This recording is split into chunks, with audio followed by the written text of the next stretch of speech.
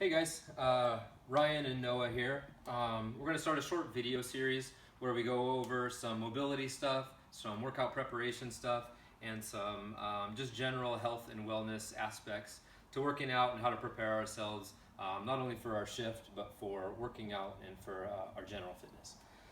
Today we're going to go over some general shoulder health stuff. We're going to start very basic. We're going to talk about the shoulder. We're going to find a kind of a baseline for where we're all at as far as our shoulder range of motion and mobility, and then give you a couple of exercises to go over to figure out where you're at and how to improve that. So when we talk about our shoulders, there's lots of things to consider. We have a lot of different muscles coming together to stabilize this joint. And not only do we need to strengthen those muscles, but we need to make sure that we have good range of motion so that that joint can move in all different angles and in different positions, because we find ourselves in awkward positions and awkward lifting positions all the time. So first we're going to have Noah demonstrate how to just kind of get a baseline of our shoulder mobility. What we're going to do is what's called a wall slide, and we're going to position Noah right up against the wall with his butt, his lower back, and his shoulders against the wall, so everything's in contact with the wall. And then he's just going to put his elbows against the wall and externally rotate so that his elbows and his wrists are flat against the wall, kind of in a nice W shape here. From here, he's going to keep his lower back pinned against the wall, and he's going to slowly raise his arms up overhead. It's going to get a little bit tighter. He's going to start to find some of that restriction in his shoulders, and if at any point his wrists or his elbows begin to come off the wall, or if he loses contact with that lower back, we're going to stop right there. We're going to recognize where this position's at, and then we're going to slowly lower back down. Make sure you breathe through these movements. So take a deep breath at the bottom, then try it again and see if you've made any progress. So we're going to go back up. Wherever he finds that restriction or loses contact with the wall, he's going to stop. He's going to slowly lower back down, and then he's going to do it one more time. So we'll do a series of 3. One more time. He's slowly going to work his way up overhead. Our goal is to go all the way up overhead to where his thumbs come together and touch. If that's possible with your elbows and your wrists against the wall, you're superhuman and we're very proud of you. Otherwise, for the rest of us, we know where that restriction is and we can work on that. If you have a lot of difficulty in that position, or if you can't get your wrists or elbows to the wall at all, we can position you on the floor and do a similar thing.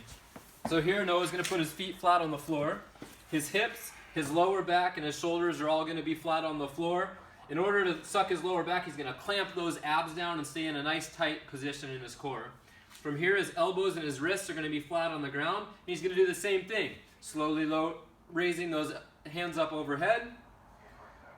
He may be restricted right here. He's going to take a breath. If he loses contact here, or here, he's going to stop and slowly lower back down, and we'll do that series of 3 again. So we can use that as a baseline tool to find out where we're at, or we can do them in sets of 3 to 5 reps, breathing through to slowly start making progress in those movements. If we do those a couple of times a week before we work out, we'll start making progress. We'll start seeing some range of motion improvement in the shoulders, and add to increased health in our shoulders and the ability to move load over shoulders and get into better lifting positions. So there's our range of motion exercise for today. We're going to go over one more thing, and this is a little bit of strength building for the shoulders. Noah's going to use 2.5-pound plates. Noah's a pretty strong guy, a good athlete, and that's probably as heavy as I would have him go. So we can do this with 2.5-pound plates, or we can do it with no plates at all. What we're going to do is we're going to do some Y's, T's, and I's, or T's, Y's, and I's. So Noah's going to hinge at his hip and he's going to lean over. He's going to pull his shoulder blades back and together and leave those arms nice and long. He's going to rotate his thumbs to the outside, and all he's going to do is raise his thumbs up to the ceiling, pinching those shoulder blades together, pausing for a second in the top, and then slowly lowering back down. He's going to do a set of 6 to 10 there. Do one more for me. This is what we call a T. His body's making a T right here. Next we'll go into Y's. Now he's going to point his thumb at a 45-degree angle from his shoulders straight out, and he's going to raise his arms up in a Y motion, squeezing those shoulder blades together and slowly lowering back down for a set of 6 to 8. Back down. Then he's going to go into our I's, which is going to be straight overhead, thumbs pointed straight up, thumbs to the ceiling at the top, and back down. A set of 6 to 10. We'll do our T's, our Y's, and our I's, and then we'll take a break, and we'll go through that 3 rounds of 6 to 10. T's, Y's, and I's. So those are the 2 things we want you guys to focus on. First, we want you to do those wall slides or floor slides to find that shoulder mobility. We can use that to increase our mobility as well. And then for shoulder strengthening, we've got our Y's, T's, and I's.